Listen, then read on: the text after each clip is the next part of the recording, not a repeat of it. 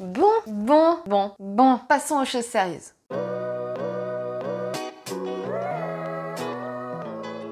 Si tu as regardé mes vidéos précédentes, tu es peut-être un peu perdu et tu penses que fatalement tu n'arriveras jamais à perdre de poids. Et si tu ne les as pas encore regardées, je t'invite à aller checker un petit peu ma page YouTube pour comprendre un petit peu mieux ton corps et pourquoi ça fait des années que tu galères. Je te rassure, combattre cette foutue génétique et ces kilos récalcitrants, c'est parfaitement possible. Mais si tu es sur cette vidéo pour trouver des astuces simples et rapides et en définitive vouées à l'échec, c'est pas la peine. Tu peux arrêter la vidéo, c'est pas ça que je vais te vendre. Ce que moi je te propose, c'est une efficacité à long terme afin que tu arrêtes enfin de te prendre la tête. Si tu penses que cette vidéo n'est pas pour toi parce que tu as un gros problème de surpoids, des problèmes génétiques et métaboliques, je t'arrête tout de suite. Je cumule tellement de facteurs d'obésité que je suis à moi toute seule une étude. Donc t'imagines bien que j'ai une petite idée de la difficulté que c'est à perdre du poids. Mais j'ai réussi. Alors si moi j'ai réussi, pourquoi toi tu réussirais pas? Donc si ça t'intéresse, prends une feuille et un stylo. Parce que je vais pas te donner du bullshit. Je vais te dire les choses concrètement. Parce que j'ai vraiment l'impression qu'avec toutes les diètes qu'on entend parler en ce moment, on a oublié réellement le principal, la base. Et ce qui est cool, c'est que c'est valable à tout âge. Avant de commencer ton régime, il faut absolument que tu penses à certaines choses. Il va falloir que tu le prépares. Il faut que tu te fixes un chiffre réalisable, un chiffre qui te donnera une motivation tout au long de ton régime. Parce que si tu ne te donnes pas vraiment de chiffres, tu vas te dire, c'est bon, j'ai perdu 5, 6 kilos, alors que peut-être tu en as 10, 11, 12 à perdre et tu vas peut-être recommencer à faire 2-3 écarts. Non, tu as un chiffre sain, un chiffre réalisable, un chiffre qui, je l'ai déjà dit dans une autre vidéo, te mettra pas en danger. Mets-le, écris-le sur ta feuille. Ne te fixe surtout pas un temps. Parce que si au bout de 1, 2, 3 ou 4 mois, tu n'as pas perdu le poids que tu voulais, tu vas être frustré et tu vas peut-être baisser les bras. Alors oublie complètement cette ligne de temps. Elle n'existe pas. Sur cette feuille, tu vas mettre tous les régimes que tu as faits et toutes les erreurs que tu as faites pendant ces régimes et ce qui ne te convenait pas dans ces régimes. Ça te donnera au moins une liste d'erreurs à ne plus faire. Sois conscient que si tu as fait déjà des régimes avant, tu auras peut-être un peu plus de mal à commencer à perdre du poids et c'est normal. Calcule ton métabolisme, c'est vraiment la base. Je l'ai déjà dit dans l'une de mes vidéos qui parle de sport. Vraiment, c'est ultra important que tu calcules ton métabolisme parce que tu peux avoir une idée de combien de calories tu as besoin de consommer pour rester stable, mais en fin de compte, tu ne sais pas exactement quel est ton chiffre personnel qui est différent pour chaque personne. Donc évidemment, si tu manges comme ta copine qui, elle, a besoin de peut-être 200 calories de plus que toi, tu vas pas perdre de poids. Donc calcule vraiment ton métabolisme.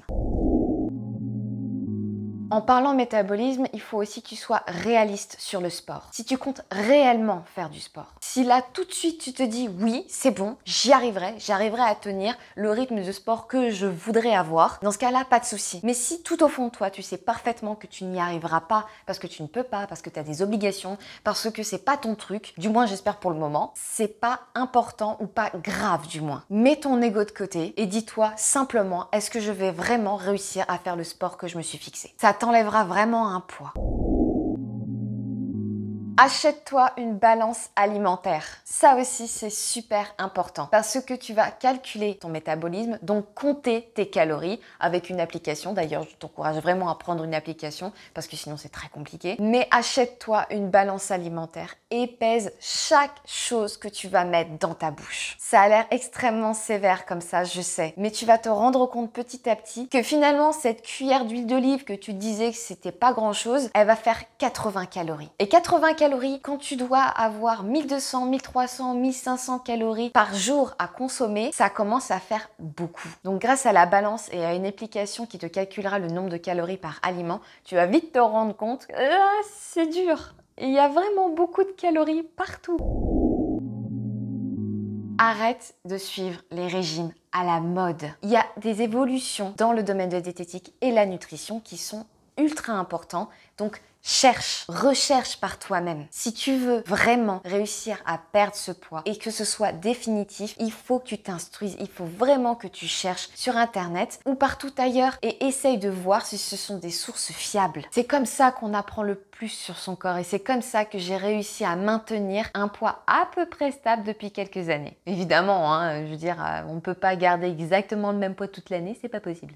Enfin si, peut-être. Enfin moi, ça m'est jamais arrivé. Donc oui, renseigne-toi et ne fais pas un régime parce qu'on te dit qu'il est miraculeux. Aucun régime n'est miraculeux. En tout cas, peut-être qu'il sera miraculeux pendant 1 ou 2 mois et ensuite tu reprendras tout ton poids et tu vas recommencer encore et encore tous ces régimes débiles. Je sais, je l'ai déjà dit, mais j'insiste vraiment, vraiment là-dessus parce que ça marche pas en fin de compte. Ça marche vraiment pas.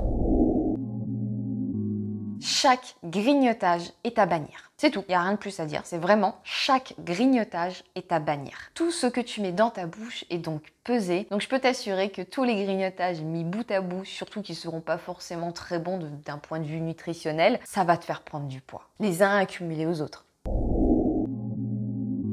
Attention, ce point est ultra, méga, over, important.